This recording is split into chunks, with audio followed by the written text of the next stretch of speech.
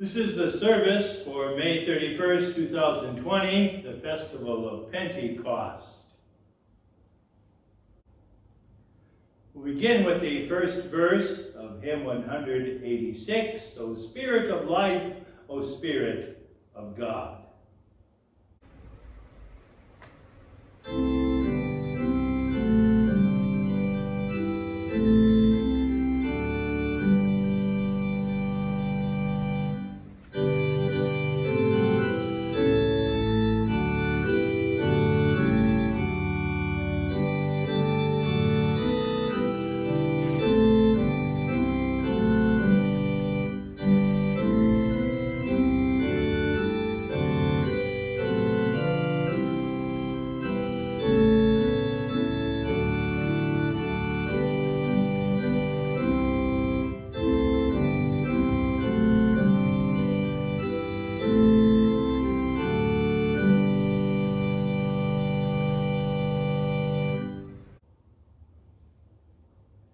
The grace of our Lord Jesus Christ, and the love of God, and the fellowship of the Holy Spirit be with you. We have come into the presence of God, who created us to love and serve him as his dear children. But we have disobeyed him and deserve only his wrath and punishment. Therefore, let us confess our sins to him and plead for his mercy. Merciful Father in heaven, I am altogether sinful from birth. In countless ways I have sinned against you, and do not deserve to be called your child. But trusting in Jesus my Savior, I pray, have mercy on me, according to your unfailing love. Cleanse me from my sin, and take away my guilt. God, our Heavenly Father, has forgiven all your sins. By the perfect life and innocent death of our Lord Jesus Christ, he has removed your guilt forever. You are his own dear child. May God give you strength to live according to his will. Amen. In the peace of forgiveness, we praise and pray to the Lord. Let us pray. Holy Spirit, God and Lord, come to us this joyful day with your sevenfold gifts of grace. Rekindle in our hearts the holy fire of your love, that in a true and living faith we may tell abroad the glory of our Savior Jesus Christ, who lives and reigns with you and the Father, one God, now and forever. For our psalm for today, we hear selected verses of Psalm 51. Come, Holy Spirit, renew our hearts and kindle in us the fire of your love. O Lord, open my lips, and my mouth will declare your praise. You do not delight in sacrifice, or I would bring it. You do not take pleasure in burnt offerings. The sacrifices of God are a broken spirit, a broken and contrite heart, O God, you will not despise. Create in me a pure heart, O God, and renew a steadfast spirit within me. Do not cast me from your presence, or take your Holy Spirit from me. Restore to me the joy of your salvation, and grant me a willing spirit to sustain me. Then I will teach transgressors your ways, and sinners will turn back to you. Glory be to the Father, and to the Son, and to the Holy Spirit, as it was in the beginning, is now, and will be forever. Amen. Come, Holy Spirit, renew our hearts, and kindle in us the fire of your love. Our gospel lesson for today is from the Gospel of John, in chapter 16, beginning with verse 5. Jesus says, "But now I am going to him who sent me. None of you asked me where I am going.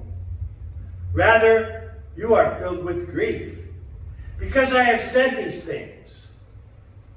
But very truly, I tell you, it is for your good that I'm going away. Unless I go away, the advocate will not come to you. But if I go away, I will send him to you.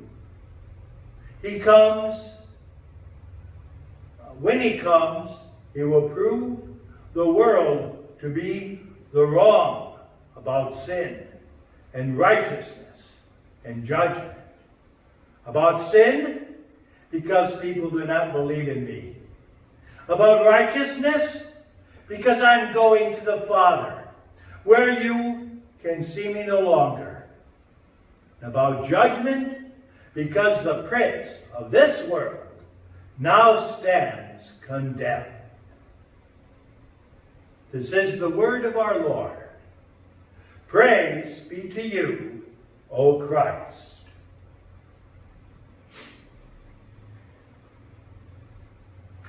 We continue with the second verse of hymn 186, O Spirit of life, O Spirit of God.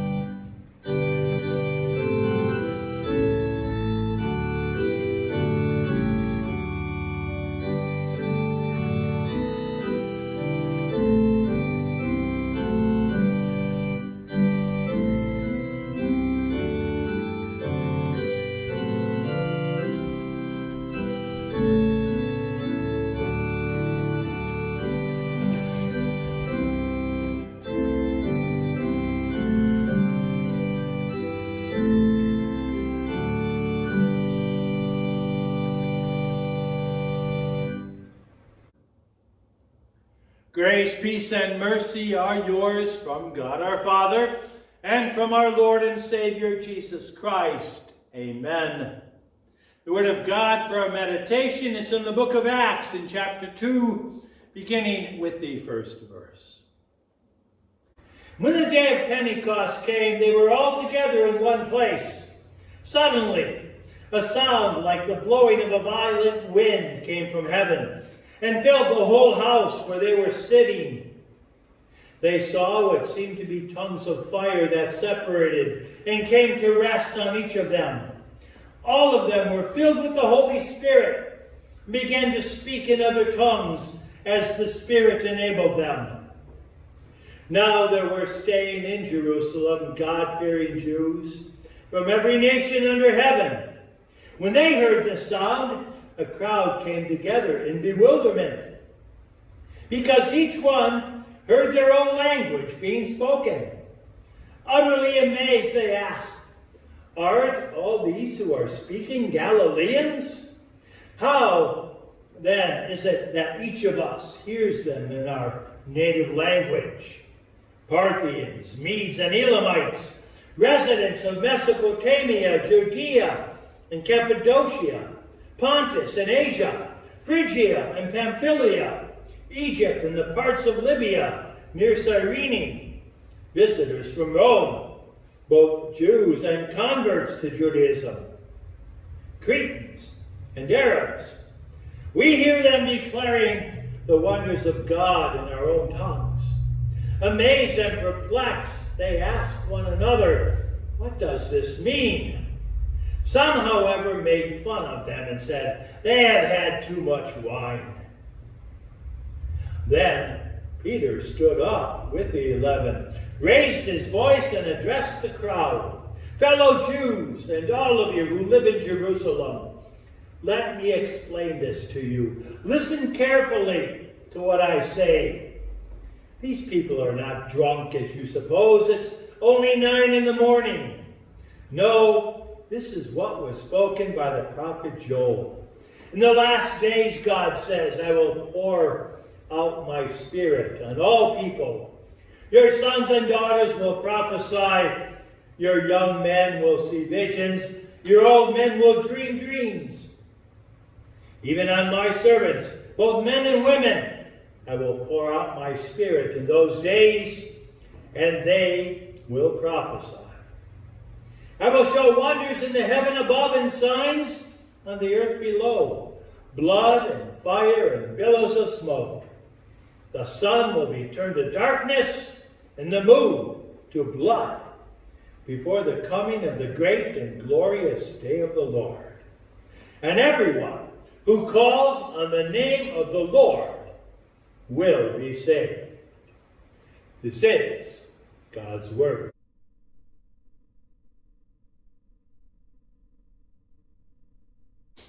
Fellow redeemed, in whom the Holy Spirit lives and works. What would life be like without electricity? I suppose sometimes we get a glimpse of that during maybe an ice storm or a severe thunderstorm.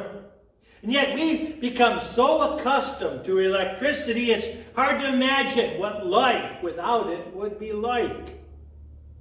And yet, the use of electric power is not that old. In 1879, California Electric Light Company in San Francisco became the world's first central power plant that sold electricity to private customers. That same year, Thomas Edison invented his incandescent light bulb. And 3 years later, Edison opened an electric power plant in New York City. And today, the United States uses trillions of kilowatt hours of electric power every year. Electricity has become, yes, a very important source of power in our lives. And yet today, as we observe Pentecost, God's word tells us of another power source, one much greater than electricity. That source of power is the one that the apostles tapped into on that first Pentecost. And we tap into it today. It is God, the Holy Spirit. And today we are invited to plug in to the power to live and to die, and the power to tell others why.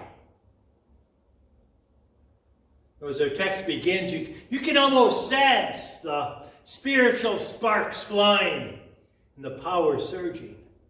Not only did it happen that a sound like a blowing of a violent wind came from heaven and filled the whole house where they were sitting, but also they saw what seemed to be tongues of fire that separated and came to rest on each of them. And all of them were filled with the Holy Spirit and began to speak in other tongues as the Spirit enabled them. Now this speaking in tongues was not the kind of incoherent babbling that some churches practice today. These were real foreign languages that the Holy Spirit miraculously enabled these unschooled Galileans to suddenly speak. But even more awesome is the growth in Christian life and faith that the Holy Spirit gave to Peter and the other apostles. It was less than 2 months earlier that Peter had showed himself to be a triple denier and deserter of Jesus. And now, by the Holy Spirit's power, Peter stood up and proclaimed God's word to this Pentecost crowd.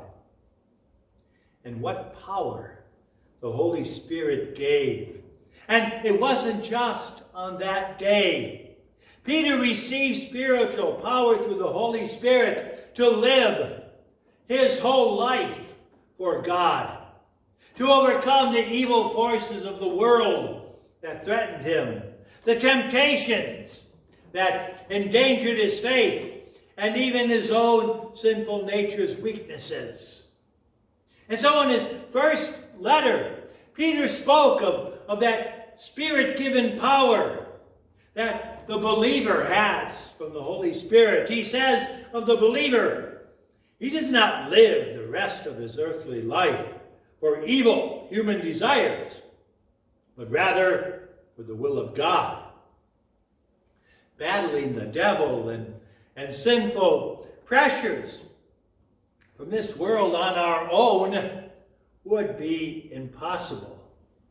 But by the power and working of the Holy Spirit, we find power to live for God and the strength to face even death.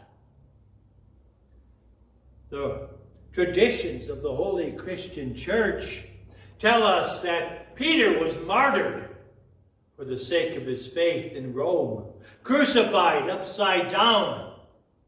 And yet, when Peter was near death, he spoke confidently of his departure and was unselfishly concerned about his fellow believers continuing to live for the Lord and to follow the truth of God's word. Peter wrote in his second letter, I think it is right to refresh your memory as long as I live in the tent of this body, because I know that I will soon put it aside, as our Lord Jesus Christ has made clear to me. And I will make every effort to see that after my departure, you will always be able to remember these things. Now on that day of Pentecost, the skeptics and unbelievers mocked Peter and the others. They have had too much wine to drink. And of course, that was untrue. And yet, sadly, it is true sometimes that people misuse and abuse alcohol and drugs as crutches to help them face life's challenges and even the specter of death. Those crutches only mask people's real problems and make them worse. They don't help, and neither does human reason or self-help books. It's foolish to turn to such things for answers that God, the Holy Spirit, gives us through the inspired Holy Scriptures. Now, I came across a story of a Buddhist monk who was somewhat acquainted with Christianity. And he was asked what he thought was the greatest difference between the two religions. He replied, well, what seems to me to be the greatest difference is that Christians know what is right and have power to do it, while Buddhists know what is right, but have not any such power. Wow. He stumbled upon some truth.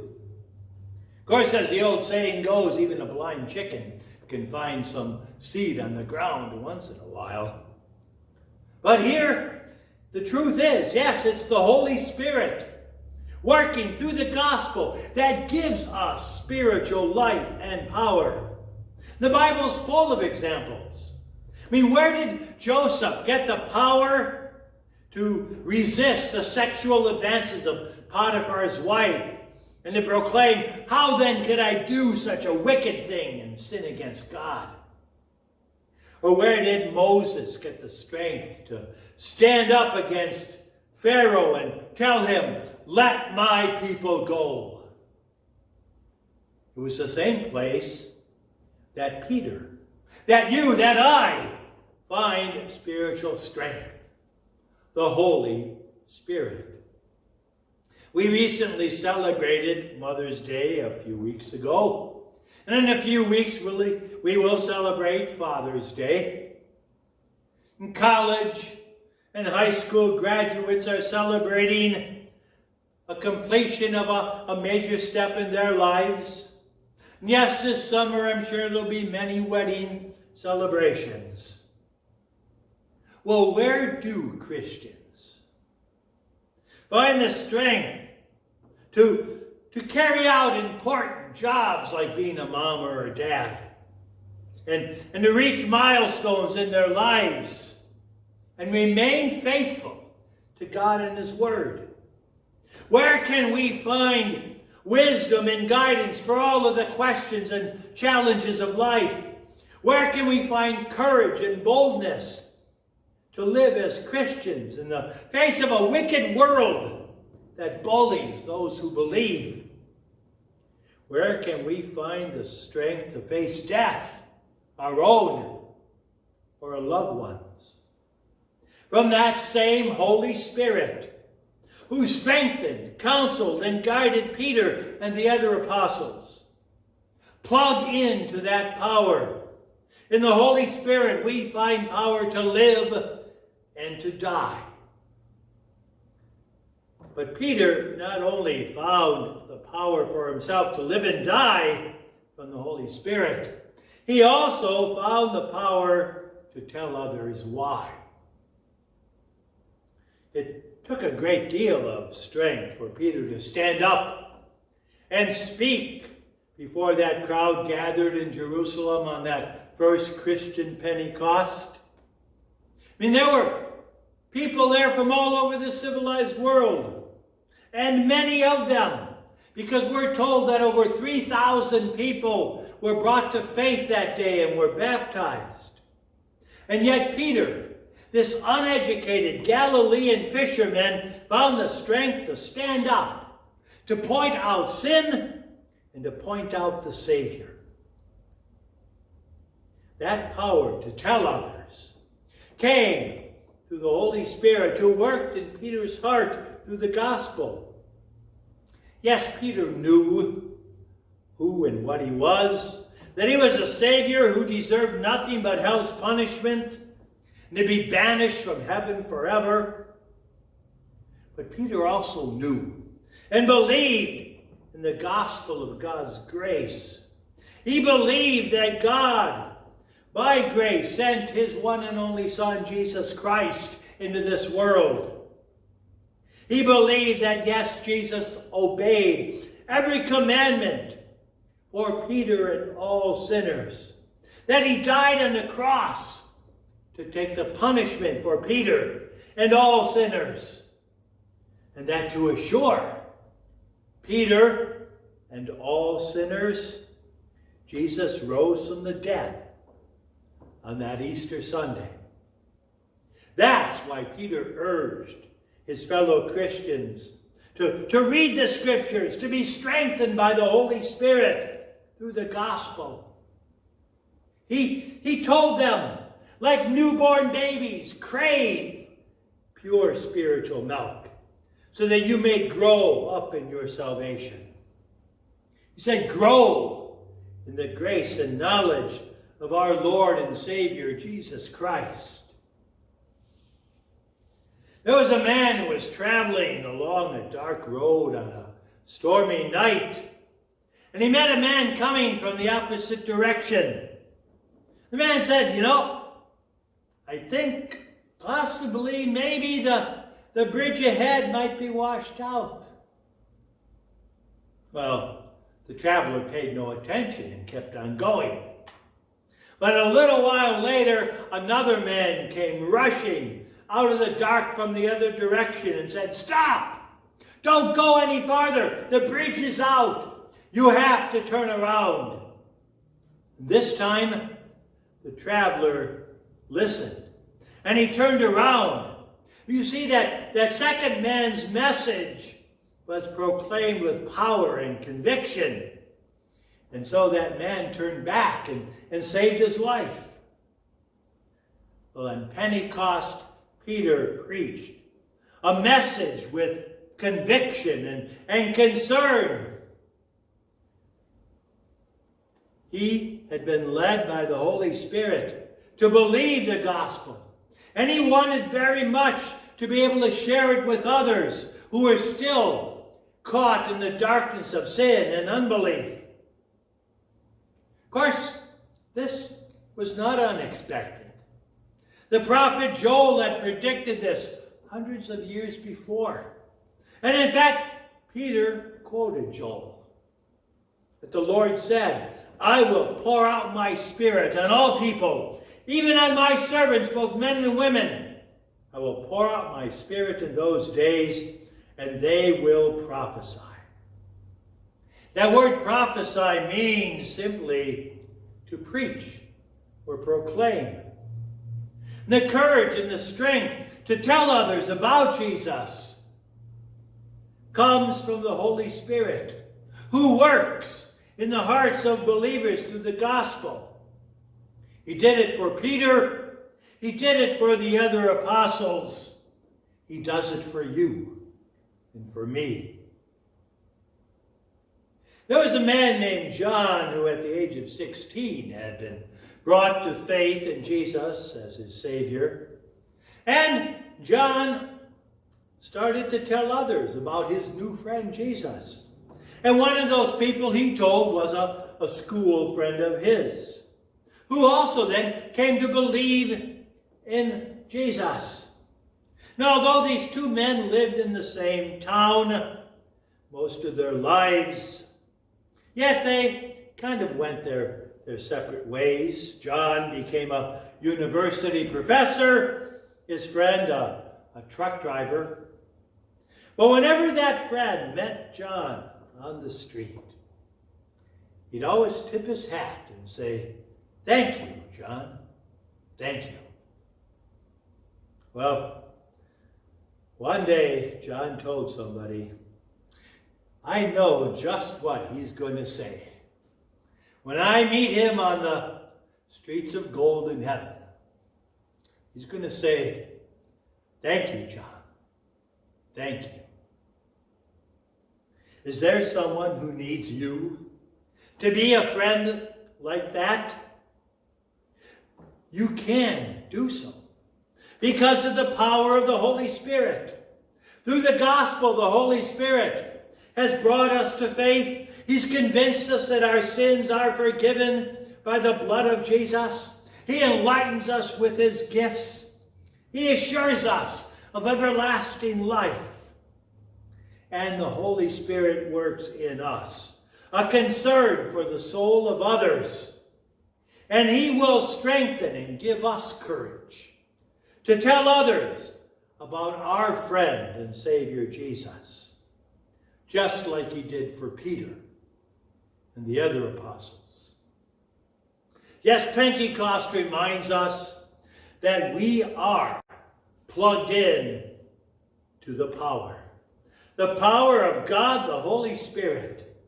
He gives us power to live and to die. He gives us power to tell others why. Amen. May that peace of God, which passes all understanding, keep our hearts and our minds through faith in Christ Jesus. Amen. We continue by confessing our faith with the words of the Apostles' Creed. I believe in God, the Father Almighty, maker of heaven and earth. I believe in Jesus Christ, his only Son, our Lord, who was conceived by the Holy Spirit, born of the Virgin Mary, suffered under Pontius Pilate, was crucified, died, and was buried.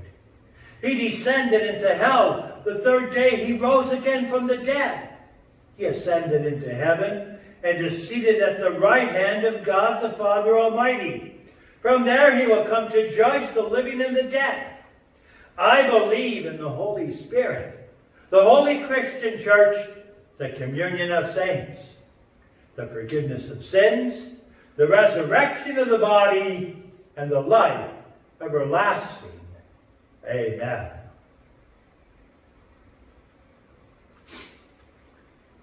We bow our hearts in prayer.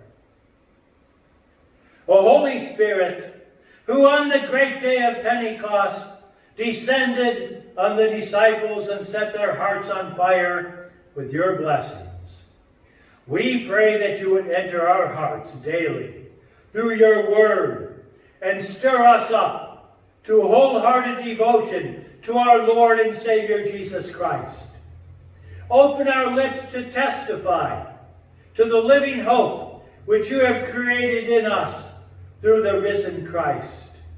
Give us courage and boldness to speak your word with power, so that more people may know the Father, the Son, and you. Bless the preaching of the gospel everywhere, and through it conquer the hearts of all people for Christ, their King. Graciously bless the work of pastors and teachers throughout the world, that by their ministries many souls may be added daily to your church. Give zeal and understanding to your church, so that your people may be moved to greater service to all people. Enlighten our understanding, control our affections, purify our ambitions, and sanctify our actions, that others may see our good works and glorify our Father in heaven. Keep us repentant of our sins and trustful of our Savior. Comfort us in our afflictions and preserve us from any sin by which we might grieve you. O Holy Spirit, enter into our hearts with your blessing and into our lives with your direction. We ask this in Jesus' name, and in his name we also pray. Our Father, who art in heaven, hallowed be thy name. Thy kingdom come. Thy will be done on earth as it is in heaven. Give us this day our daily bread. Forgive us our trespasses as we forgive those who trespass against us. And lead us not into temptation, but deliver us from evil. For thine is the kingdom and the power and the glory forever and ever. Amen.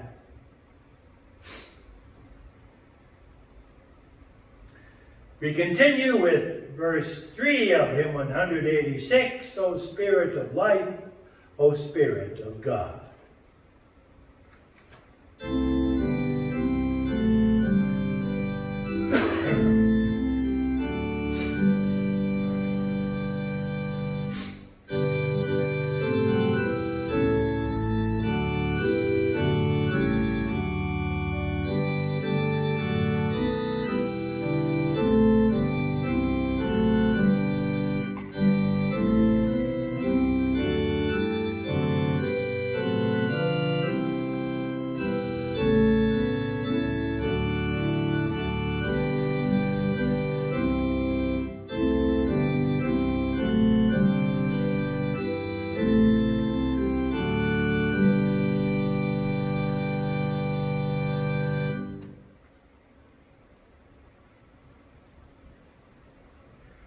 Let us pray. O Lord God, our Heavenly Father, pour out the Holy Spirit on your faithful people. Keep us strong in your grace and truth. Protect and comfort us in all temptation, and bestow on us your saving peace through Jesus Christ our Lord, who lives and reigns with you in the Holy Spirit, one God, now and forever. Amen. Brothers and sisters, go in peace. Live in harmony with one another and serve the Lord with gladness. The Lord bless you and keep you. The Lord make his face shine on you and be gracious to you. The Lord look upon you with his favor and give you his peace. Amen. We conclude our worship with the fourth verse of hymn 186, O Spirit of life, O Spirit of God.